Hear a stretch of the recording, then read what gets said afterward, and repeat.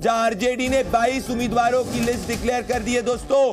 सारण से रोहिणी आचार्य को टिकट मिला है, ये लड़ रही है राजीव प्रताप रूडी के खिलाफ, और पाटलिपुत्रा से मीसा भारती को टिकट मिला है। सो लालू यादव ने अपने बेटे के बाद अपनी दोनों बेटियों को भी मैदान में उतार दिया है और ये दोनों जो है मैदान में उतर चुकी है दोस्तों। तो इस वक्त की सबसे बड़ी खबर यही है 24 की सरकार के इलेक्शन स्पेशल में। तो ये दोनों लालू की बेटी हैं। सारण के अंदर पिछली बार राजीव प्रताप रूडी जीते थे, 14 में भी जीते थे, 19 में भी जीते थे।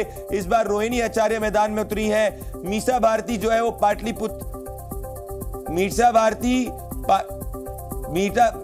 भारती पाटलिपुत्र से मैदान के अंदर आई है। सो ये इस वक्त का सबसे बड़ा डेवलपमेंट है, इस वक्त की सबसे बड़ी खबर है। तो इस वक्त आरजेडी जो है दोस्तों पिछली बार से ज्यादा सीटों पे लड़ रही है।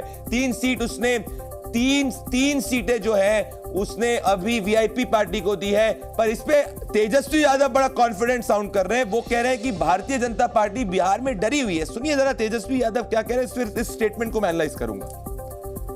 भाजपा के लोग बिहार के जो नतीजे आने वाले हैं उससे डरे हुए हैं। 2019 में 0 सीट पर सिमटने वाली आरजेडी का कॉन्फिडेंस 24 में हाई है।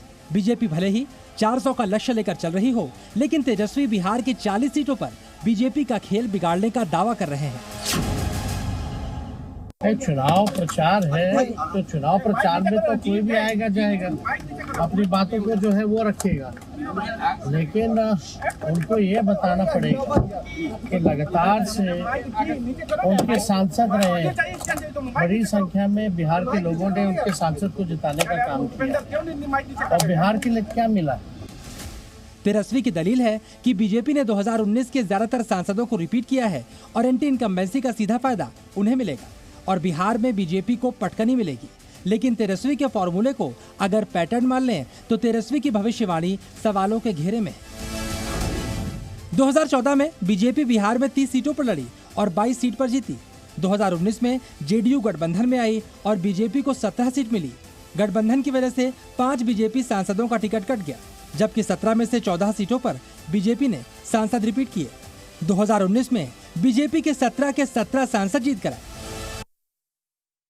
तो दोस्तों ये लॉजिक क्या है तेजस्वी यादव के स्टेटमेंट के बीच का, इसको मैं आपको समझाना चाहता हूं। तेजस्वी यादव को लग रहा है कि जो रिपीटेड कैंडिडेट्स बीजेपी ने डिक्लेयर किए, 7 ऐसे कैंडिडेट हैं जो 14 और 19 के बाद उनको वापस से मौका दिया है। तो तेजस्वी यादव को लग रहा है कि इनमें से कई के खिलाफ कैंडिडेट एंटी इनकम्बेंसी है और इस कैंडिडेट एंटी इनकम्बेंसी के कारण उनको फायदा हो सकता है। वहीं प्रधानमंत्री नरेंद्र मोदी के फैक्टर पे बीजेपी रिलाय कर रही है कि इन 7 सीटों पे डिस्पाइट द कैंडिडेट 2014 और 19 के अंदर लड़ने के बावजूद पीएम मोदी के फैक्टर पे बीजेपी जीत जाएगी। तो इसीलिए यहां पे देखना होगा कि क्या पीएम मोदी का factor candidate level anti incumbency इन 7 सीटों पे हटा सकता है। तो आपके इलेक्शन प्रोफेसर, जी हां, प्रदीप भंडारी का फाइनल विश्लेषण क्या है?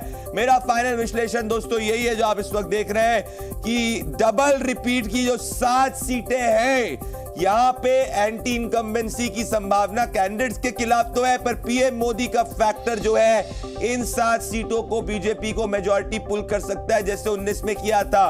मोदी फैक्टर के सहारे है भारतीय जनता पार्टी और सीट आसानी से, अगर ये फैक्टर चलेगा दोस्तों, ये तो आधा अधूरा नहीं चलता है, ये पूरा चलता है और ये 7 सीट आपको बिहार में देखनी होगी। तो आपके इलेक्शन प्रोफेसर का दोस्तों होमवर्क क्या है? आपका होमवर्क जो है आपके टेलीविजन स्क्रीन के सामने देख रहे हैं, बड़ा सिंपल होमवर्क है। होमवर्क यही है कि मैं आपको देना चाहता हूं महाराष्ट्र में कितनी लोकसभा सीट है, ये तो सभी बता देंगे। तो जल्दी जाइए, हैशटैग दबाइए 24 की सरकार, 8588805811 पे व्हाट्सएप करिए। दोस्तों आपके इलेक्शन प्रोफेसर प्रदीप भंडारी ने आज आपको बिहार और महाराष्ट्र में आपकी लेवलिंग को इंप्रूव किया। कल रात 10 बजे फिर आपके सामने हाजिर रहूंगा और आपको एक इलेक्शन का ज्ञान धीरे धीरे बिल्डिंग ब्लॉक्स करके आपको 24 की सरकार कौन बनाएगा, इसमें मैं भी आपको एक प्रोफेसर बना के एक्सपर्ट कर दूंगा। मेरे साथ जुड़ने के लिए बहुत बहुत धन्यवाद। नमस्कार।